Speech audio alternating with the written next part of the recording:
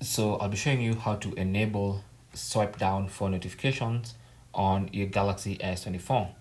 So that means you can just swipe down from anywhere on the screen, and instead of seeing the app screen both swiping up and swiping down, for swiping down you'll change that to notifications. So instead of going all the way to the top of your screen to see notifications, you can just swipe down from anywhere on the screen and the notifications panel will be shown.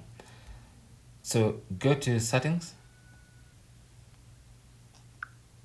Under settings, go to home screen, tap on that, and then under home screen, scroll and find swipe down for notification panel, and you can enable that.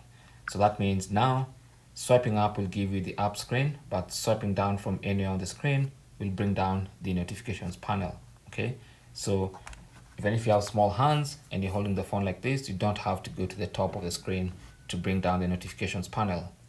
You can just swipe down from anywhere and see your notifications. Thanks for watching. Comments and questions down below, and good luck.